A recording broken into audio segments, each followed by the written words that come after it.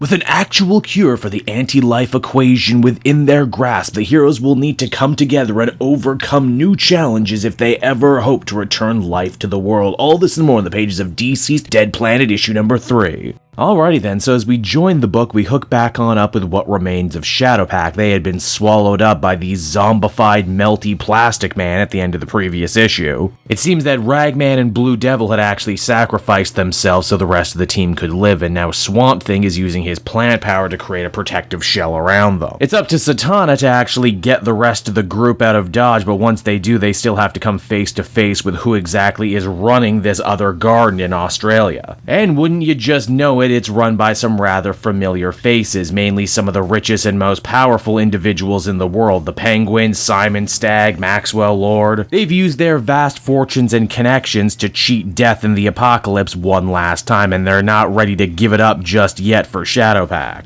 Constantine actually gets a pretty good line in here about how leave it to rich gits like this to still try and create some sort of caste system at the end of the friggin' world. But more on this in a minute. Things are a lot happier, a lot more upbeat at the other garden. Here we actually get to see Damian come face to face with Jim Gordon again, and it's a very sweet reunion. Jimbo mentions how the old Batman never hugged him, but Damian says despite his many flaws, he's gonna try and be a lot more emotionally mature and open as Batman. And I mean, honestly, that's pretty good development right there. The good news actually keeps coming for once too. Jonathan Kent the Superman is going to pull on through after getting stabbed with a kryptonite sword thanks to the help of Mary Marvel and Dr. Fate. Though now the real hard work will have to begin about what exactly is to be done about finding a cure for the anti-life equation and what exactly is everyone going to have to risk to get there. Now, as you'll recall from the last issue, the Australian garden, outside having a zombified Plastic Man for security, also had a bunch of literal hellfire. Well, that stuff was provided by none other than Trigon the Demon. Trigon pulls Constantine aside and tells him that there's a horrible new ticking clock they're all going to have to deal with. You know how there's an army of undead out there? Well, here's the thing about being undead. Your mortal soul is still trapped in there, meaning that the forces of hell, here personified by Trigon, are super pissed that they don't get to reap those souls. And unless the good guys are able to find a cure or something similar soon, Trigon is gonna come and wipe the entire human race off the map and start fresh. Before the severity of this situation can truly sink on in for Constantine, though, Swamp Thing starts going nuts. It seems that the only reason this Australian garden has been able to stick around is because they've been torturing and experimenting on Floronic Man, another being with connection to the green, so they could grow their crops and such. Alec Holland wants to rescue Floronic Man and save the green, even if that means popping Maxwell Lord's head off. I mean, I guess he's still doing slightly better than when Wonder Woman broke his neck. Unfortunately, all the evil 1%ers have one hell of a trump card up their sleeve, and that is Dr. Ivo has built them a full-on army of Amazo androids, the robot with the power to copy the abilities of the Justice League. Constantine and Shadowpact just barely managed to escape back to Ivy's garden, and everyone gets up to speed on what's going on. Damian theorizes that if there's an anti-life equation, then surely there must be some pro-life equation out there. The only problem with that, though, is that only Darkseid and the New Gods seem to know what the actual deal was with all of these equations, and they're dead now. Well, almost all of them are dead. Always quick with a scheme, an idea, and a way out, Constantine thinks he may actually have an ace in the hole in this situation, but to make it work, he's going to have to borrow Cassie Wonder Woman's lasso of truth. And it's here Tom Taylor actually starts tying together a bunch of seemingly unrelated story points from all the different Dceased series, mainly the events of Good Day to Die. You see, Constantine and Detective Chimp decide to look up Mr. Miracle, aka Scott Free of the New Gods, the universe's greatest escape artist. You'll remember that he and Barda had actually gotten involved with Constantine in a plan started by Booster Gold to try and stop the plague.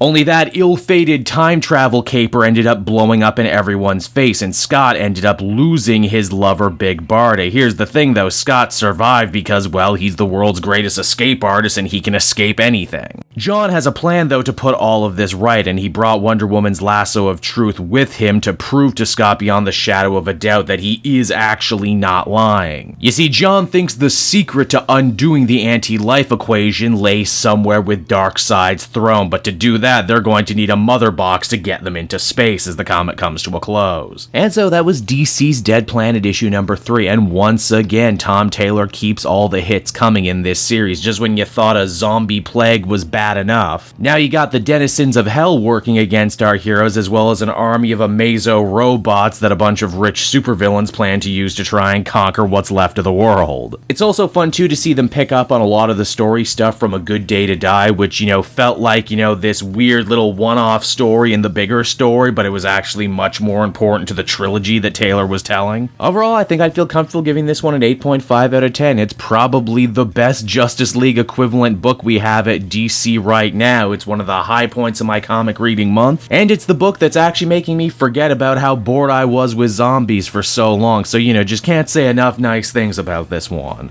Hey there everyone, it's your old pal Cave Jewel, and if you're seeing me right now, that means you watched to the end of the video, which I am very appreciative of. It really helps drive engagement and retention and all that other good YouTube stuff. So does liking and commenting. Wink wink. If you like my content too, you should check out my Patreon page. We just redid all the tiers, so there's a ton of great rewards. You can become a patron for as little as $1 a month, and well, it would just really help me out. It's never expected, but always appreciated. So until next time everyone, I've been Cave Joel, and I will see you next time. Bye-bye.